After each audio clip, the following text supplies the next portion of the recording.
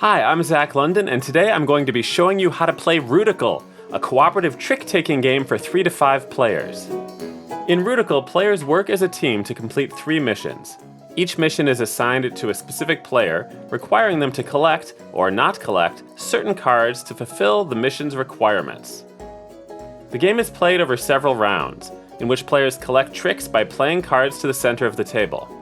If each mission is completed successfully, all players win the game, but if even a single mission cannot be completed, the whole team loses. Let's get started. Once your team of 3 to 5 daring vertebrates is assembled, it's time to pick a mission card. Those are the tall cards with a number and letter on top. The numbers signify the approximate level of difficulty, with 1 being the easiest and 34 being the most challenging. I recommend playing the missions sequentially, but your team can dive right into the hard ones if you're feeling spicy. Once you pick a mission card, you have to decide if you want to do the A side or the B side. The goals of the A and B side missions are identical, but the B side shows images of the specific playing cards relevant to completing the missions. The A side does not. For instance, the A side might include missions like, do not win any routes that innervate the left medial gastrocnemius. People who know or are learning anatomy may recognize that the left medial gastrocnemius is innervated by the left L5 and S1 nerve roots. But if you don't know this stuff, flip the card over to the B side, where it shows you little icons that dumb it down for you. Don't win the red L5 or S1 cards. Once you've chosen your mission card, put it off to the side of the center of the table so it is visible to all players. Place the hierarchy reference card next to it. Hierarchy refers to how close each level is to the brain. The cerebrum is anatomically the highest, followed by different parts of the brainstem, the midbrain, pons, and medulla, and then the spinal roots, which are labeled C5 through C8 for cervical levels 5 through 8, with 5 being the highest, T1 for thoracic level 1, L3 through 5 for lumbar levels 3 through 5, and S1 for the first sacral level, which is the lowest of them all. In general, the higher a card is in the hierarchy, and the closer it is to the brain, the more powerful it is. Now, it may not be intuitive that C5 is more powerful than C8, while C8 is more powerful than T1, so if you're new to neuroanatomy, feel free to refer to this card as often as you'd like. By the way, the colors on this card don't correlate with the suits in the game. They're just here to help you get a sense of the different sections of the spine. Now it's time to shuffle and deal out all the playing cards to the players, as evenly as possible. Players can look at their hands and sort them.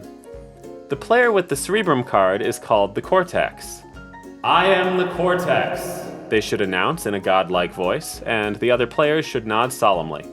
The cortex is now responsible for assigning each of the 3 missions on the mission cards to a different player, possibly including themselves. Now at this point, a limited kind of table talk is allowed to help the cortex make that decision. Players are basically allowed to say which missions they want to do and don't want to do, but they aren't allowed to say why. For instance, a player might say, I can definitely do mission 1, or mission 2 would be next to impossible for me to do. But they can't mention specific cards, categories of cards, or suits, so they can't say things like, I can do mission 1 because I have the red C5, or I am void in left sensory cards, if that helps anyone. Once all acceptable table talk is complete, the cortex takes the 3 numbered mission assignment cards and places one, envelope side up, in front of the 3 players to indicate which mission they need to complete. In a 3-player game, every player will be assigned to a mission. When there are more than 3 players, not everyone will get a mission. Now you're ready to play. The game takes place in rounds. In each round, one player leads by playing any card from their hand face up into the center of the table. In the first round of each game, the cortex leads. In every subsequent round, the player who took the previous trick leads. In clockwise turn order, the remaining players play one card from their hands to the center of the table. All other players must play a card of the same suit as the card that was led, but they do not have to play a specific card within that suit. A player with no cards of that suit must play another card of their choice. Once everyone has played a card, the player who played the card with the highest value of the suit that was led takes the trick. As mentioned above, the card that is anatomically highest in the spine has the highest value. The C5 card has the highest value in each suit, while the S1 card has the lowest value. And if you forget this, just take another look at the hierarchy reference card and remember that the levels are progressively more powerful the closer you are to the top of the card. The brain cards with black borders are trump cards. That means they can win any trick no matter which suit was led. Their value relative to each other is also shown on the hierarchy reference card. The cerebrum is the highest and will win anything, followed by the midbrain, the pons, and then the medulla. If someone leads with a brain card, other players must also play a brain card if they have one. Otherwise, a brain card may only be played when a player cannot play a card in the suit that was led. When a player takes a trick, they place all cards in that trick face down near their play area, which they can look through at any time. When you take a trick, you are considered to have won all cards in that trick. This is relevant to the missions, which usually challenge players to win or avoid winning specific cards. Thus, taking a trick may allow one or more players to immediately complete their assigned mission. For example, let's say Ceri's assigned mission is win at least one route that innervates the left abductor pollicis brevis, which means she will win the moment she takes a trick that has either the left motor or red C8 or T1 card. So let's say Praveen leads with a left motor or red L3. Thalia has to follow suit, so she plays C8. This is one of the cards that Ceri needs to win for her mission. Malcolm doesn't have any red cards, so he drops a yellow C5. Right now, Thalia has the highest red card. But then Ceri swoops in and drops a red C6, which is now the highest red card on the table. Ceri takes the trick, which means she wins all 4 of these cards, including the red C8. Her mission is now complete.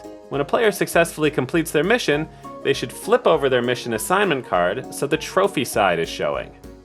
As soon as all 3 mission assignment cards have been flipped to their trophy sides, the game ends immediately and all players win. It doesn't matter if the players still have cards in their hands at this point. On the other hand, the game ends immediately and all players lose if it ever becomes impossible for at least one player to complete their assigned mission.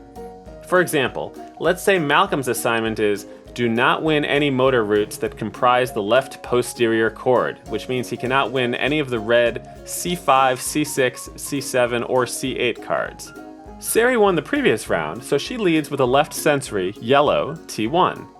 Praveen follows suit with a yellow L4. Everything's going fine so far. Thalia doesn't have any yellow cards, so she plays the red C5. Even though it's a higher value than the others, it's off suit, so it's not going to win this trick. Malcolm looks down at his hand and realizes that the only yellow card he has left is the C7. He has to play it. Unfortunately for everyone involved, that makes his card the highest yellow card on the table, so he takes the trick, including the red C5 that Thalia played. Malcolm's mission fails, and the game is lost immediately. Fortunately, each game only takes 5 to 10 minutes to play, so if you fail a mission, just talk through what went wrong, or what I call a root cause analysis. Then shuffle the playing cards, redeal, and try again. Like all trick-taking games, it takes a little practice and a little luck, but every set of missions is winnable. So have fun. We're all rooting for you.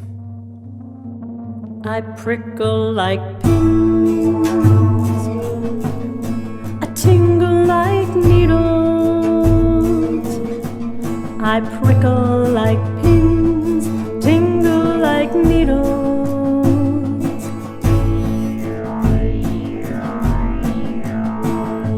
Buzz and I burn all because I'm eternally rooticle.